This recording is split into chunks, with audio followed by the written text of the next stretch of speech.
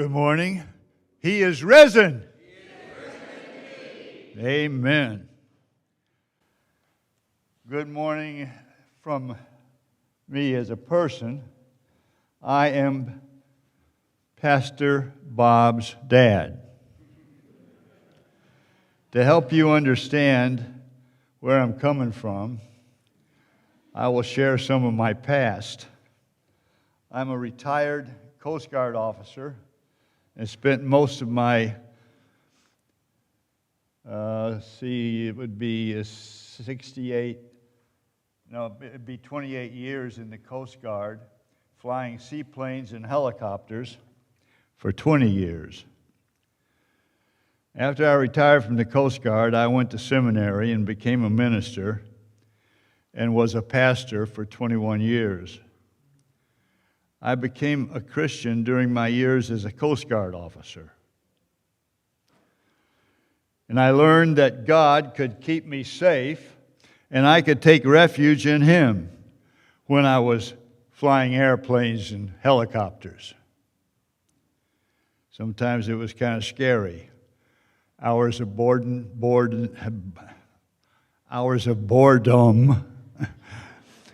and moments of terror.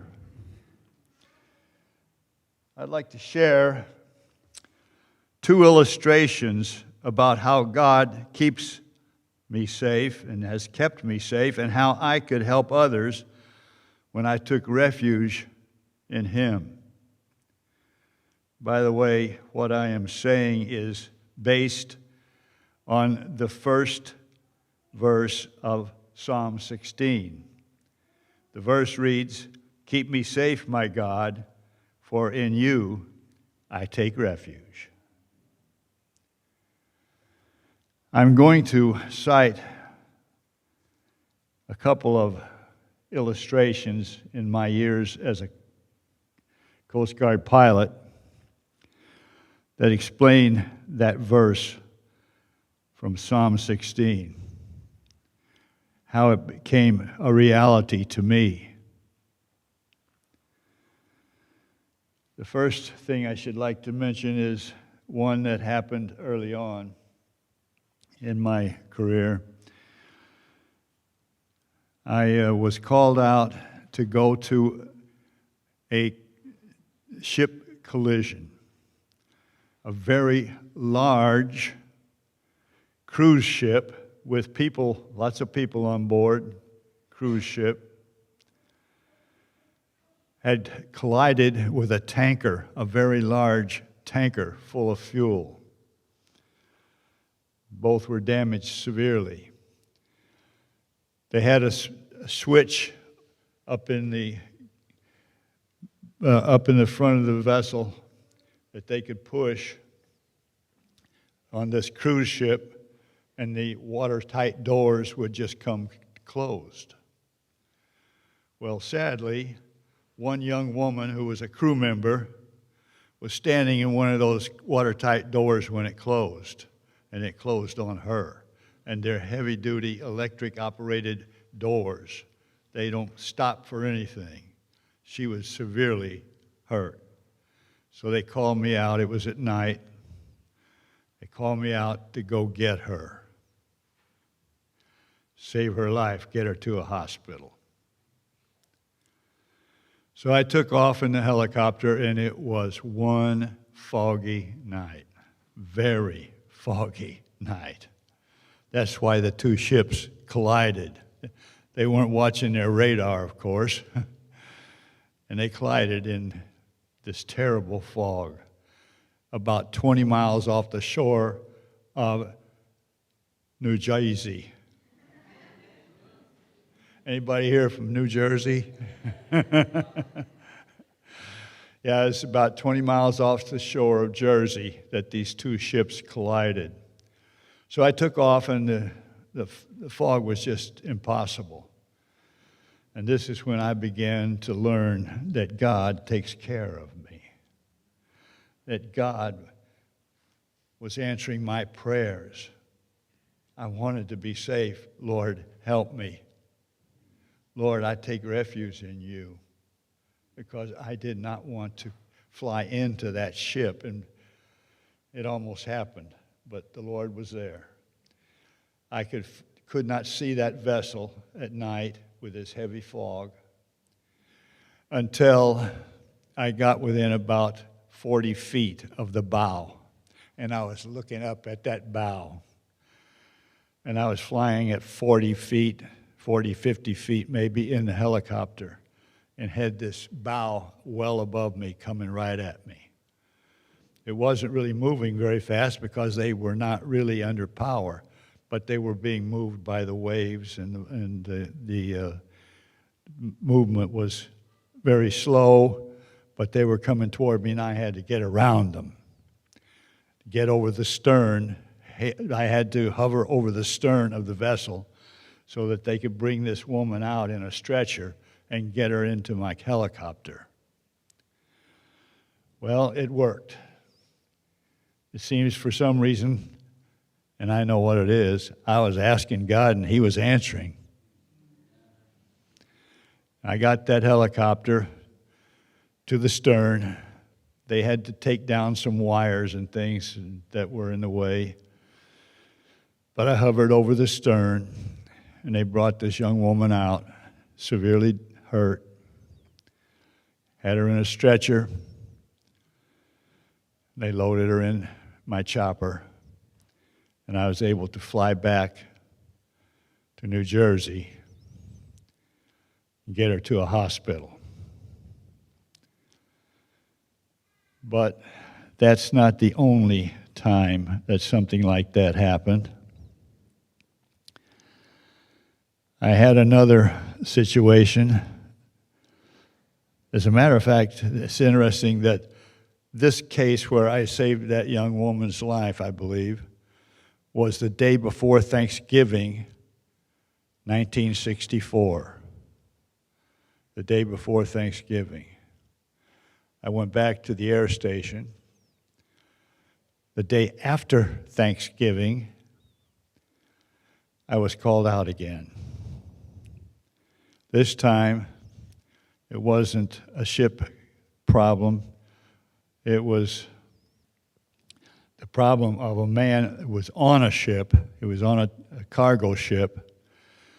They had left the hatch open on the main deck, and he fell through the hatch, the open hatch, about 30 feet to the bottom of the vessel. He was hurt a lot. He needed to get to a hospital. It was my turn again. So I flew out there, and they had a lot of problems with the wires and so forth that were across the deck that they had to take them down before I could get in there and hover over the deck. So they did, and I got the guy up in the helicopter and took him to a hospital. As far as I know, both of those people's lives were saved. They had been severely hurt, but they didn't die. As a matter of fact,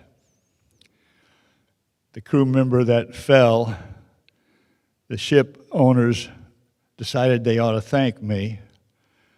So they sent me a couple of bottles of booze. I couldn't drink them. I couldn't receive that gift, so I had to turn it over to the wardroom, and all the officers drank the booze.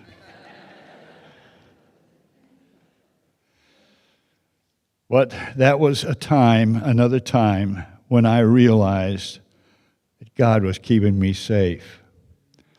It was a tough, tough hover and hoist. And I knew that He was answering my prayers, and it was in Him that I could take refuge. Well, that was 1964.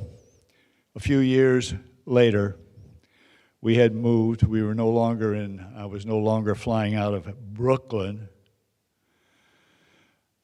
We had moved to California. And this time, the problem was we were in an area, Arcata, California, on Humboldt Bay. I don't know if that makes any difference to any of you, but some of you know that. I know my family does. And, what happened in that area is that there are a lot of workers who worked in sawmills, sawing up lumber, redwood trees. They sawed it up in the United States and then took it to Japan, and Japan made something with them. Then they brought them back to the United States. But this area was a lot of redwood trees, and this man was working on the wood, cutting the wood off of these trees, cutting up into good lumber. And somehow or another, he was an accomplished mill worker, but somehow he managed to chop his hand off in a saw. Just took it right off, the whole hand. So they had to get him to some neurosurgeons and people. So they called out. There were some ambulances they were just local air ambulances. They weren't Coast Guard. They were asked to go, and again, the fog was terrible. This was out in California.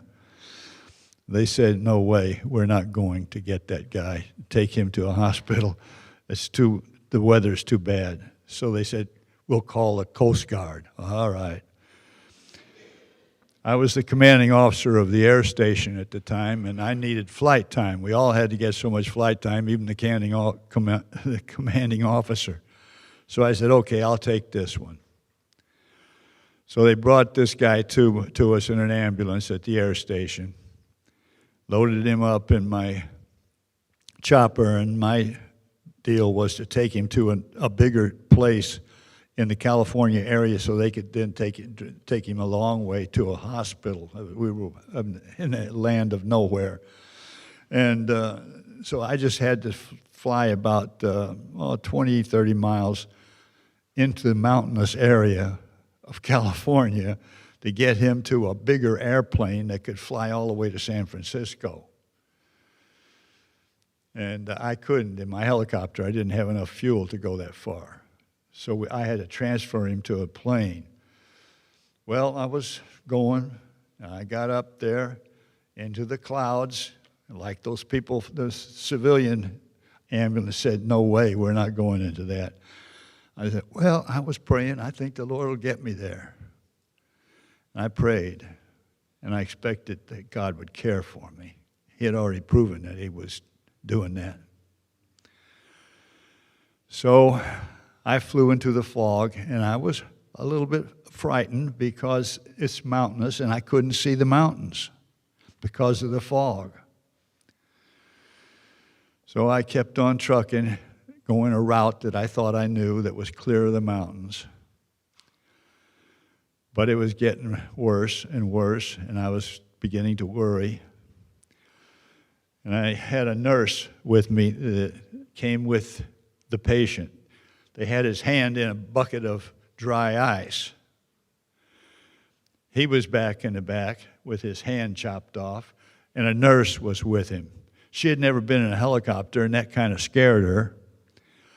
But now, unfortunately, while she was sitting back there with her patient, my crew member in the back looked up, and he saw that one of the wires in the top of the helicopter was burning.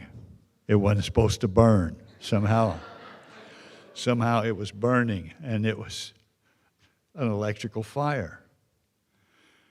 And he told me, and I said, oh, really?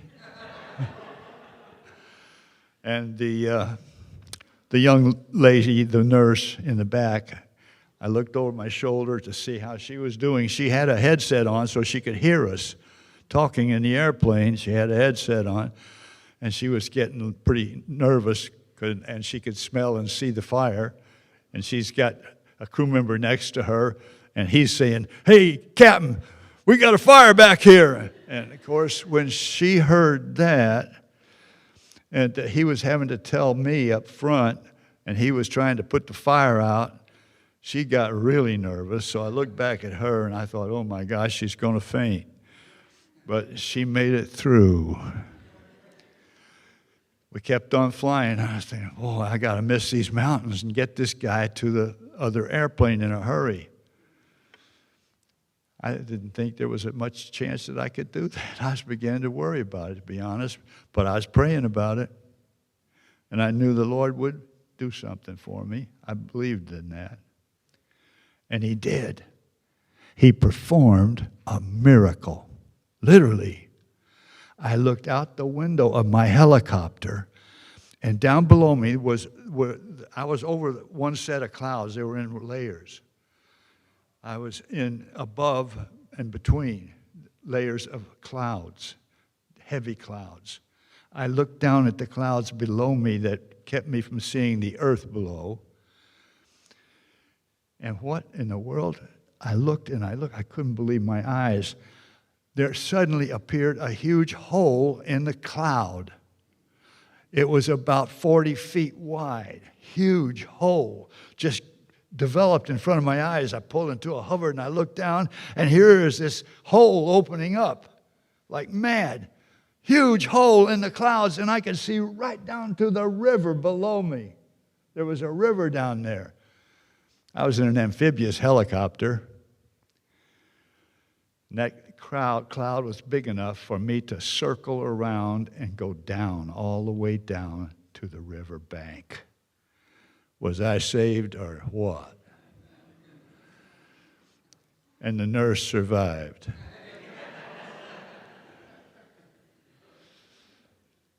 Yeah, that hole was so big I could take this helicopter and circle around and around and around to land on the beach.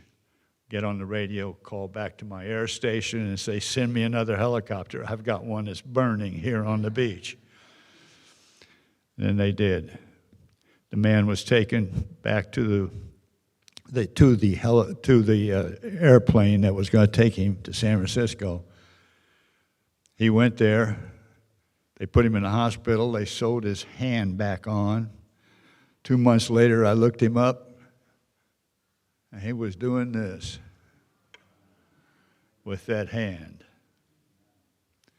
He was saved, and God had saved all of us, and I had prayed for safety to my Lord, and I had prayed that I would be able to take refuge in him in this terrible situation. And he answered me. God bless me and the whole crew and that nurse and the patient.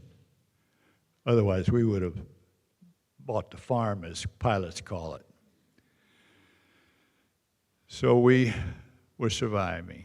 Those are two illustrations of how I, in my life as a pilot, Coast Guard pilot, was saved on so many occasions.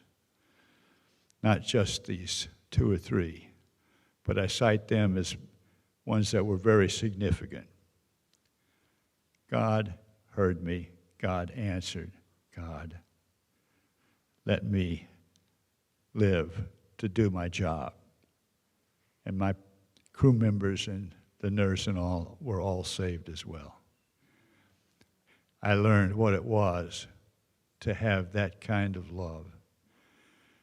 And God's love and patience with me and refuge for me was a reality. And I will always know that.